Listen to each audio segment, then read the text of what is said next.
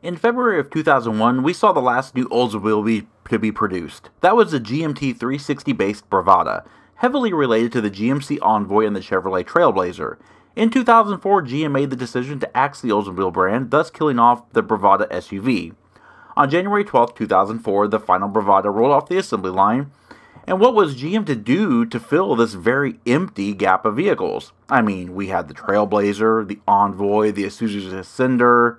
Well, GM did what GM does best. They badge engineered 2 more vehicles. So to replace the outgoing Bravada, we now had an additional choice of either the Saab 97X or the Buick Rainier. The Buick Rainier shared the same body panels as the Bravada, with only Buick-specific front and rear fascias to distinguish it from the Oldsmobile counterpart. Other than that, the Rainier was essentially a carryover model of the Bravada. The Rainier was introduced on July 28, 2003 as a 2004 model, and ran through the 2007 model year after its discontinuation. The Rainier was the first SUV for Buick. Even though the Rendezvous was first, it was classified as a CUV. June of 2007 was the last of the Rainiers. With the upcoming Enclave serving as its replacement for the 2008 model year, our Rainier CXL all-wheel drive was produced at the Moraine Assembly Plant in Moraine, Ohio in November of 2006.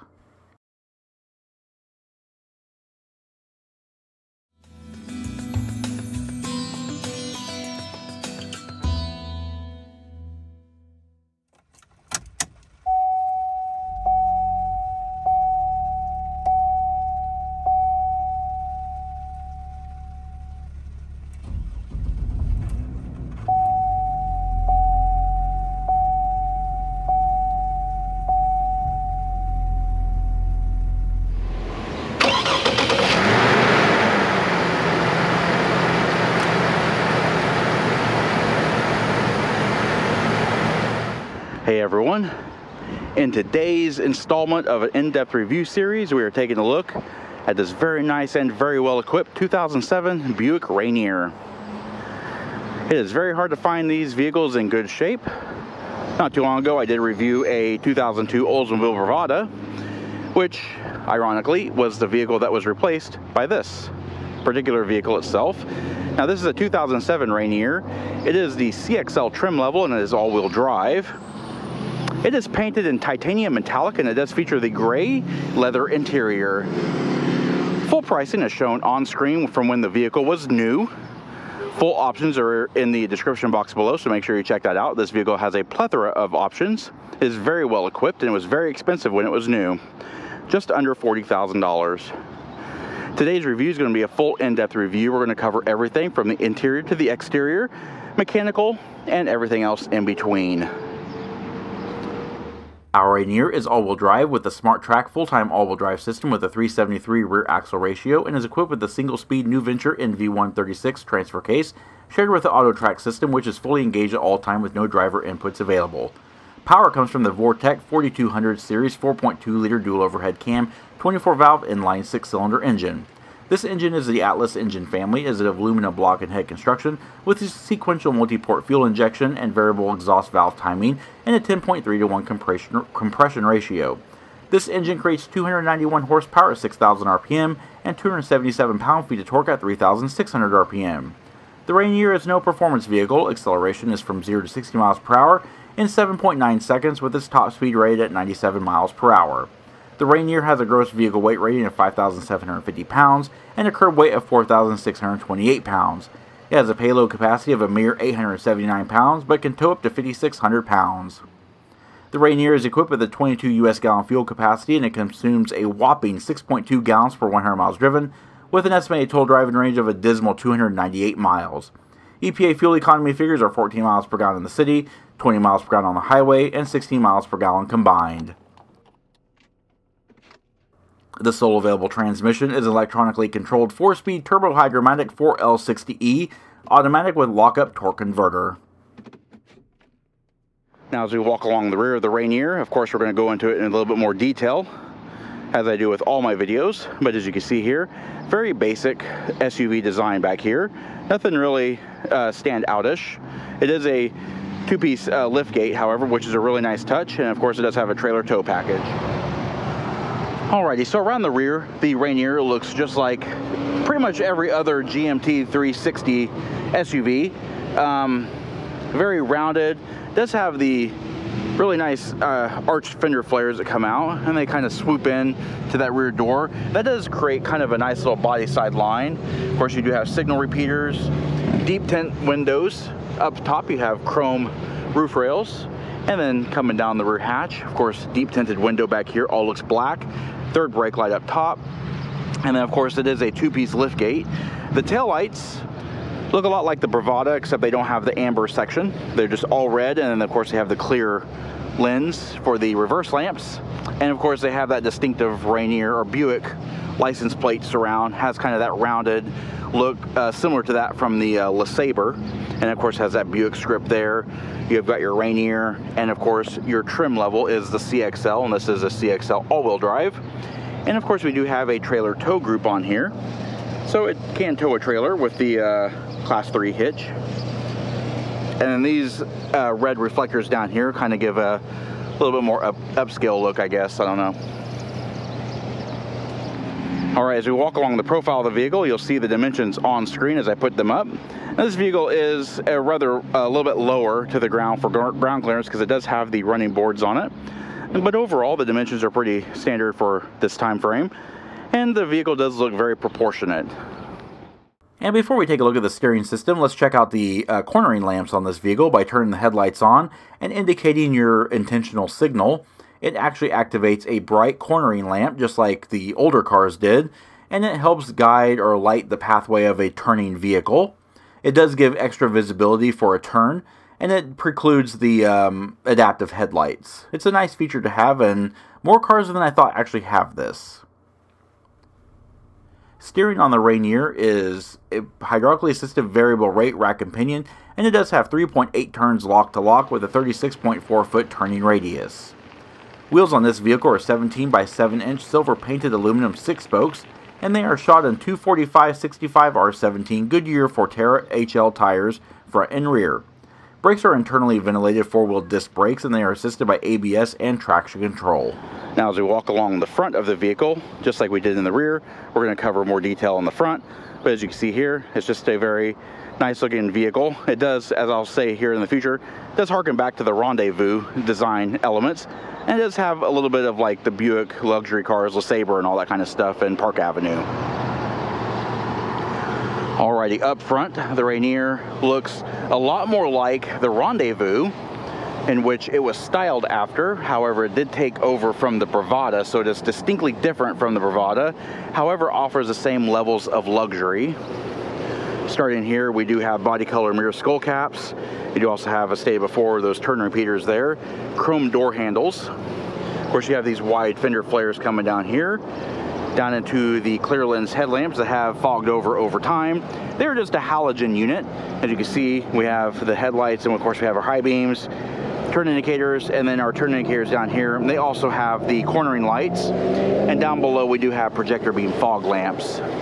Now, more to the Buick look is that flat hood and that Buick grille with the chrome surround. And of course, you got the Buick script up top and the Buick logo dead center with the graphite grille cover. Just overall, it's just, this particular example is actually very nice. It's in very good shape, and it's very much held up well over time. It's a true time capsule. All right, now before we get inside, let's take a quick look at the keys. These are the keys that you will receive when you bought the car brand new. You just have GM's double-sided key fob, and does have the Buick logo in the key head. And of course, we have the remote transmitter. Now, this vehicle does not have the remote start, which is shocking on a $40,000 vehicle, but alas, it does not. It does have lock, unlock, and panic. No smart key access system here. So what we're going to do is we're just going to open up the vehicle. And by doing that, you just lift up on the chrome door handle. And inside, we find a very nicely preserved interior of the GMT360 SUVs. This particular example is in very nice shape. It has held up very well over time. There is one small rip in the seat, but other than that, the interior is pretty much flawless. All right, taking a look at the door panels here, a very nice design here. Now, it's all one tone except for that little small part in the door insert. You do have some soft touch vinyl up here. We do have this really nice piece of wood trim. Now, it's not real. It is harvested from the plastic forest. but it looks really, really nice, and it has a nice contrast. This particular section here is a lighter gray, and it is perforated, and it is padded a little bit heavier than the rest of the door, so it has a nice upscale feel. More of that wood trim, chrome door pulls. Now, of course, we have our power mirror controls here. This is our window lockout switch. Auto one-touch up and down windows for the driver and passenger. Rear window power controls. This is our locks, and of course our heated seat controls. We do have, you could do just the back, or you could do the entire seat cushion, and this is your intensity levels here. 2 driver memory as part of the luxury package. And down here we do have a molded mat pocket. All this down here is just hard plastic. And of course we've also got the sound system speakers here in the door. All right, now on the driver's side instrument panel, we do have our positional air vent, and of course you can open it and close it if you like. We've also got our headlamp controls here.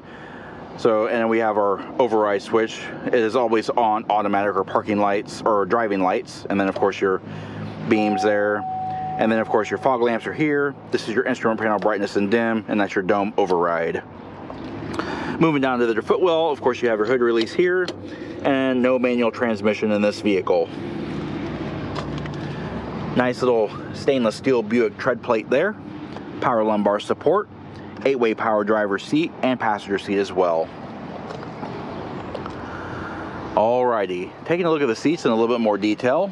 They are very nice and very comfortable. They are very supportive.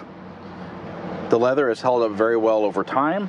You do have height adjustable head restraints, and of course you have your seat belts molded into the seats itself or mounted to the seat backs, which is really nice.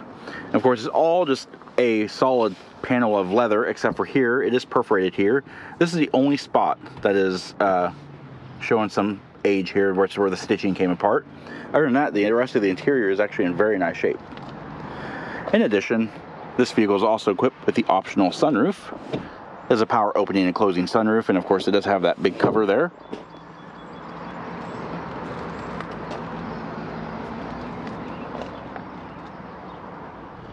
Alright, now we're inside. Let's pan through the interior and show more details. Nice hydraulically assisted power steering. And this vehicle, equipped with the luxury package, does have the leather wrapped steering wheel, and of course it also has the wood trim on the top and the bottom of it, and that is actual real wood. It's the only real wood in the entire vehicle. The rest of it is all plastic.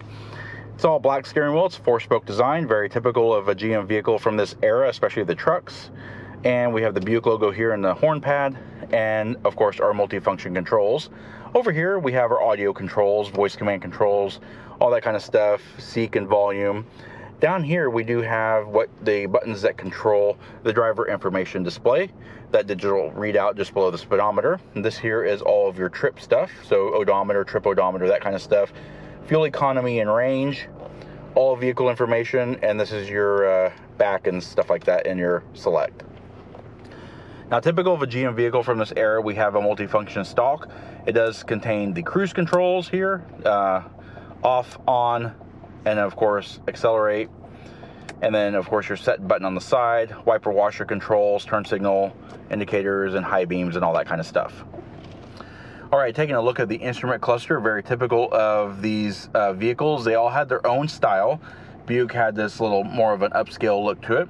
The original Rainier that came out in 2003, I believe, actually showed, or 2004, it was actually silver, and it had more of a italicized font with blue needles, and then at some point they switched over to this new look here that has a little bit more upscale with a serif font. Just very, very nice, and just looks the part in the Buick. But anyway, 7,500 RPM tach, 125 mile per hour speedometer, and then of course oil pressure, fuel level, voltage, and coolant temperature. Moving over the top of the dash, as you can see here, the dash is in very nice shape. There's no cracks or splits or anything like that. This vehicle has been very well taken care of. Over here we do have our glove box. And then down the center console here, we do have our positional air vents up here, and they also open and close. And of course we have the premium AM/FM CD player. And here we have our dual zone climate control. For driver and passenger can set their own temperature, but they cannot set their own fan speed. Fan speed is central to the entire vehicle. Well, actually the front part of it. We'll go over that here in just a minute. Of course we have auto fan speed here and our panel distribution, power switch, recirculate, air conditioner, defroster, and rear defogger. Moving the shift lever out of the way, we do have our rear wiper washer control, and we have two 12-volt power points. This car is equipped with the $30 smokers group, so it does have the cup holder, ashtray, and the lighter inside. Although I don't think this car has ever actually been smoked in. So weird. Automatic transmission lever, very basic T-shape. It does have plastic wood. It's worn off up the top. The green has because that's a common use area. A vinyl boot, more of that wood trim here. A proper handbrake. Another cup holder here. And a nice vinyl padded armrest that has French stitching. Nice leather grain to it. And of course it does open up to reveal a nice amount of storage. Overall, I feel like the interior of this vehicle is very well thought out, very well designed, very comfortable. It's also a quiet place to be. Overhead, we do have an automatic dimming rearview mirror. Of course, it does have OnStar controls, compass. Overhead, we have HomeLink universal garage door opener, power sunroof control, and our overhead reading lights. Sun visors are nice, large, and padded. They are also equipped with illuminated vanity mirrors. And of course, the sun visors do swing out and they slide out on extension rails, but that's as far as they slide. So you do have a large area over here that is unprotected still. And this vehicle is also equipped with the optional, believe it or not, curtain airbags. That was a $495 option back in 2007. Now it's pretty much standard equipment all around the board. Anyway, because you don't have B-pillar mounted seatbelts, they are not high adjustable. They just kind of fit where they fit. And you have overhead assist handles, and they are dampened. All right, now let's take a look at the rear seat. Only 2 rows of seats in this vehicle. Opening the wide opening doors reveals our rear seat. A 60/40 split folding seat back. Does feature high adjustable seat belts, or high adjustable head restraints, fixed in place seat belts, 3-point belts for all the passengers. And of course, it has that same leather look with the, I think it's vinyl back here. And of course, you have the perforated panels in here. You'll note the absence of a fold-down center armrest. Now overhead, we do have overhead assist handles. We do have overhead reading lights. The door panels here, we're going to go over in detail. Seat back mat pockets. And then of course our rear door features the same styling cues as the front doors, except it's all hard plastic back here. You do have that panel here, that perforated panel, that's padded, and that same design of wood, fake wood trim, chrome door pulls, power windows, door pulls, no storage pockets, and your speakers. Now, stated before, we do have seat back mat pockets, and back here, a really nice touch here is 2 positional air vents. And down here we do have an auxiliary audio and climate control. So by turning that on, we can do our source, AM, FM, and then seek here. You can just seek for your station there. You do have individual headphones with individual volume controls here. And down below, we do have our climate controls. So we have our panel distribution here. Go floor, bi-level, or the vents here. You can turn it off and on, and your fan speed select is here as well. 3-position fan speed. 12-volt power point here, and we have fold-down cup holders.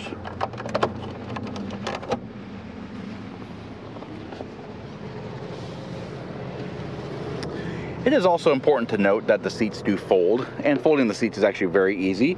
You just lift up on this lever here at the top of the seat, and you pull the entire cushion forward. There is no need to remove the head restraint because it automatically flips for you.